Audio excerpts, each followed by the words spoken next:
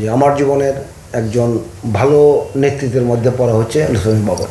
But উনি এত engage ছিলেন যে ওনার সময় প্রায় 40টার মতো সেশন আমরা ওই সময় চালু করতে সক্ষম হই। ওনার যে এই যে তড়িৎ সিদ্ধান্ত নেওয়ার একটা সক্ষমতা ছিল, যেটা মানুষকে অনেক উৎসাহিত করতো কাজ করতো ওনার সাথে।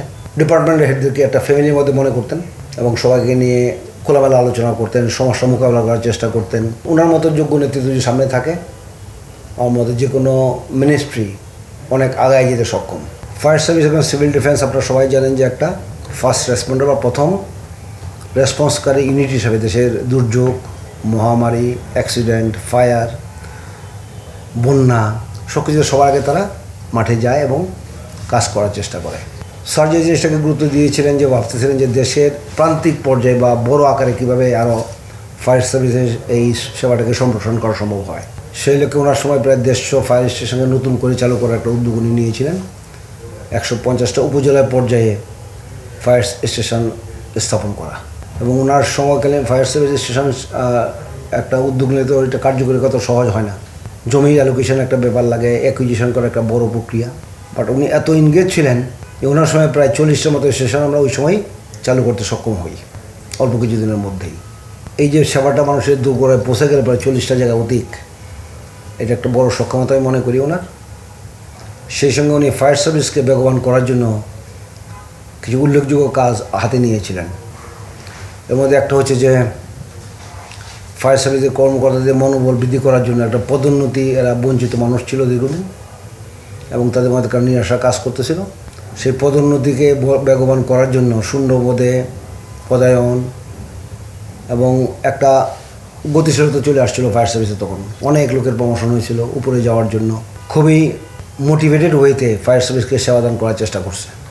ওনার সময় ইম্পর্ট্যান্ট কিছু আমাদের বড় বড় ধরনের দুর্ঘটনা ঘটেছিল।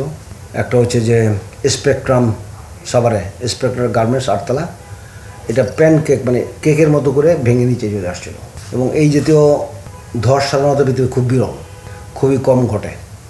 ইন্টারন্যাশনাল অনেক মিডিয়া আসছিল এটাকে কভার করতে, দেখতে কীভাবে আমরা এটাকে উদ্বোধন করলাম।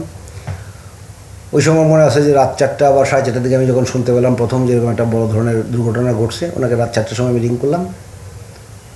4টার সময় উনি আমাকে কলটা রিসিভ করলেন এবং আমার কী সাহায্য দরকার উনি আমাকে জিজ্ঞেস করলেন। আমি শুধু কথা বললাম যে যেহেতু অনেক মানুষের জড়িত হয়ে যে উদ্ধার কাজে কাজটা সম্পন্ন করা ডিফিকাল্ট হয়, আপনি যদি কাইন্ডলি র্যাবকে ইনস্ট্রাকশন দিতে পারেন বা পুলিশকে, তারা যদি আমাদেরকে কর্ডন করে দিতে পারে। উনি এমন একটা মানুষ ছিলেন যাকে খুব সহজে অ্যাপ্রোচ করা সম্ভব হতো এবং সাথে সাথে উনি ডিজি র্যাব ছিলেন তখন, নামটা আমি ভুলে যাচ্ছি এই মুহূর্তে। ওনাকে বললেন যে আপনি যান স্পেকট্রামের ওখানে। উনি আমার সকালবেলা ওখানে আমার সঙ্গে দেখা করলেন এবং মন্ত্রী মহোদয়ের কথা বললেন যে উনি আমাকে ইনস্ট্রাকশন দিতে আপনার কী সাহায্য দরকার। আমি দেখলাম র্যাবকে দিয়ে সমস্ত এলাকা কর্ডন করে রেখে আমাদের উদ্ধার কাজে বিপুলভাবে সাহায্য করা সম্ভব হয়েছে।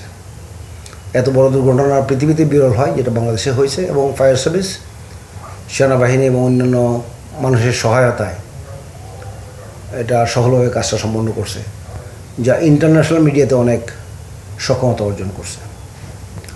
ওনার সময় একটা বড় ঘটনা ঘটছিল, আপনারা হয়তো জানবেন, বিএসসিসি ভবনে, যেখানে এনটিভি এবং এরা ছিল, এখানে বড় ধরনের একটা দুর্ঘটনা ঘটছিল।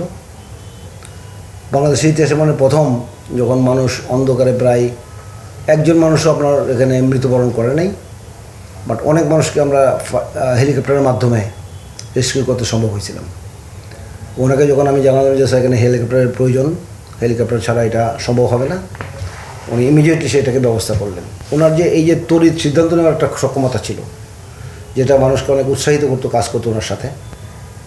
এবং কখনও উনি কাউকে, আমি দেখি না কাজের সময় কোনো কিছুতে কখনও উনি বিরক্ত প্রকাশ করছেন অথবা সাহায্য করেন নাই বা ইনস্ট্যান্ট কোনো ডিসিশন দেন নাই। আমি বলব ওনার একটা নেতৃত্বের একটা বড় ধরনের গুণাবলী ছিল, ডিপার্টমেন্টকে প্রোটেকশান দেওয়া রাইটফুলি, এই তাকে কতটুকু প্রোটেক্টেড রাখা যায় এবং তাদের যে সমস্ত চাহিদা কীভাবে এটা অর্জন করে নেওয়া যায়। অন্যান্য মিনিস্ট্রি যেহেতু যুক্ত থাকে, ফিনান্সের ব্যাপারে ফিনান্স মিনিস্ট্রি থাকে, জনবলের ব্যাপারে যেমন অনেক মিনিস্ট্রি জড়িত থাকে, এস্টাবলিশ মিনিস্ট্রি এবং আদার, সব জায়গায় উনি পার্সু করতেন। ওনার সঙ্গে যারা সচিব ছিলেন ওই সময় মিনিস্ট্রিতে, তাদেরকে ডাইরেক্টলি উনি বলতেন যে ডিপার্টমেন্ট হেডদেরকে আপনারা না পাঠিয়ে আপনারা এগুলো সাহায্য করে চেষ্টা করে ওদেরকে ব্যবস্থা করে দেবেন। তো এই জন্য বিশাল অনেকগুলো কাজ উনি করছেন আমাদের সময়। ওনার সময় প্রথম আমরা ফায়ার স্যুট, যেটা বাংলাদেশে চালু হয়েছে, ফায়ার সার্ভিসের লোকজন এখন পরে, প্রথম তারা মাত্র ওই যে খাকি পোশাক পরে কাজ করতো, যেটা ফায়ারের মধ্যে আরও এটাকে ফায়ারে আরও বেগবান করতো। কিন্তু ওনার সময় প্রথম বাংলাদেশে ফায়ার স্যুটের প্রবর্তন শুরু হয়, এবং এই ফায়ার স্যুট দিয়ে মানুষ প্রথম ফায়ার ফাইটিং শুরু করতে পারে, ফায়ার সার্ভিসের লোকজন। ওনার সময় সবচেয়ে বড় টার্ন টেবিল যখন বাংলাদেশের যে উঁচু ভবন, যেখানে ফায়ার ফাইটিং করা ডিফিকাল্ট, ওনার সময় প্রথম ফায়ার সার্ভিসে এই টার্ন টেবিল যেটা বড়, সেটা বাংলাদেশে প্রথম আমদানি হয়। তো এটাতে বড় ধরনের সক্ষমতা আমি বলবো। এরপর আর একটা বড় দুর্ঘটনা ছিল র্যাঙ্কস ভবন। ওই যে র্যাঙ্কস ভবন যখন ভাঙলো, এখানে অনেক মানুষ মারা গেল। তো সেটা উনি বেশ সুন্দরভাবে হ্যান্ডেল করছেন এবং আমাদেরকে সার্বিক সহযোগিতা প্রদান করছেন। ফায়ার সার্ভিস মানুষের মনোবল বৃদ্ধি করার জন্য ফায়ার সার্ভিসের ওই সময় অবস্থা অনেক জীর্ণশায়ী ছিল, ক্ষীণ ছিল। ওই সক্ষমতা বৃদ্ধির জন্য উনি যথেষ্ট অ্যালোকেশন দিয়েছেন। ফায়ার সার্ভিসে অনেক স্টেশনকে আমরা মডার্নাইজ করতে পারছি, কিছু বাসভবনকে আমরা ভালো জায়গায় নিয়ে আসতে পারছি। তো সীমিত সময়ের মধ্যে আমি মনে করি ফায়ার সার্ভিসের মানুষের একটা স্যালারির একটা বড় একটা সমস্যা ছিল, সেটাকে উনি যথেষ্ট পরিমাণে পার করার চেষ্টা করছেন এবং পদোন্নতির মাধ্যমে এটাকে গতিশীল করার চেষ্টা করছেন। আমার সময় আমি যতটুকু করতে পেরেছি, হয়তো আমি অনেকটুকু হ্যাপি ওইটা নিয়ে। এবং আমার উপরে যেহেতু লুৎফুজ্জামান বাবর সাহেবের মতো একজন প্রতিমন্ত্রী ছিলেন, যিনি সিদ্ধান্ত গ্রহণে খুবই দ্রুত ছিলেন, উনি যেহেতু অতিরিক্ত সাপোর্টিভ ছিলেন, আমি যতটুকু করতে পেরেছি আমি মনে করি যে আলহামদুলিল্লাহ আমি হ্যাপি। আরও বেশি করতে হলে আরও ভালো লাগতো। এবং ওনার মতো যোগ্য নেতৃত্ব যদি সামনে থাকে, আমার মতে যে কোনো মিনিস্ট্রি অনেক আগায় যেতে সক্ষম। ওনাকে আমি যেটা দেখছি যে নেতৃত্বের একটা গুণাবলী ওনার মধ্যে ছিল।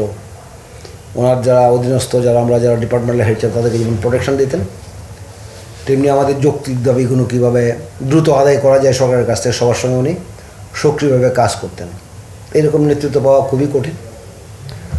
আমি দেখছি যে উনি ডিপার্টমেন্টের হেডদেরকে একটা ফ্যামিলির মধ্যে মনে করতেন, মাঝে মাঝে উনি বাসায় ডাকতেন এবং সবাইকে নিয়ে খোলামেলা আলোচনা করতেন, সমস্যা মোকাবেলা করার চেষ্টা করতেন।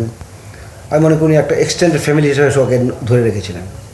তো এরকম নেতৃত্ব আমি দেখছি বাংলাদেশে আমার চোখে খুব কম পড়ছে, যারা তাদের ডিপার্টমেন্টের হেডদেরকে বা তাদের অধীনস্থ যারা আছে তাদেরকে একটা ফ্যামিলির মতো করে সুন্দর করে আগায় নিতে চায়, এক আমব্রেলার মধ্যে মনে করে, এবং দ্রুত সিদ্ধান্ত দিতে পারেন এবং সবার সমস্যাগুলোকে অনুধাবন করে সেটাকে সরকারের সচেষ্ট কিছু করার চেষ্টা করেন। এটা মনে করি একটা বড় পাওনা। আমার জীবনে যদি মনে হয়, আমি যেহেতু মিলিটারি মানুষ, মিলিটারির বাইরে এসে আমি যখন মিনিস্ট্রিতে কাজ করলাম, অনেক মিনিস্টারের সঙ্গে আমার কথা হয়েছে, অনেকের সঙ্গে আমার সঙ্গে কথা হয়েছে। বাট আমার মনে হয় আমার জীবনে একটা মধুর অভিজ্ঞতা থাকবে, আছে এখনও। আমি সবসময় যদি মনে করি যে ওনার মতো একটা ব্যক্তির সংস্পর্শে এসে আমি বাইরের নেতৃত্ব এত সুন্দর হতে পারে, এত ভালো হতে পারে, এত দৃঢ় হতে পারে এবং এত করিতকর্মা মানুষ হতে পারেন, আমার মনে হয় এটাকে সব স্মৃতি ওনার মধ্যে এক স্মৃতি আমার কাছে সবসময় মানুষকে গল্পও করি যে আমার জীবনের একজন ভালো নেতৃত্বের মধ্যে পড়া হচ্ছে লুৎফুজ্জামান বাবর। যে কোনো জিনিসকে দ্রুত কীভাবে সামনের দিকে আগায় নিয়ে যাওয়া যায় এবং তাৎক্ষণিক সিদ্ধান্ত দেওয়ার যে সক্ষমতা, যার জন্য সমস্ত ডিপার্টমেন্টগুলো হয়তো বেগবান ছিল। আমার কাছে মনে হয়েছে সবাই যারা ছিলেন ওই সময়, ওনার সঙ্গে যারা কাজ করছেন, সবাই মতো আমার মতো হয়তো স্বীকার করবেন যে ওনার সঙ্গে কাজ করার মধ্যে একটা মাধুর্য আছে আলাদা। এবং এটা যদি সব জায়গায় প্রচলন করা যেত, আমাদের দেশটা হয়তো অন্যভাবে বড় হতে পারত, এটুকু আমি বলতে পারি।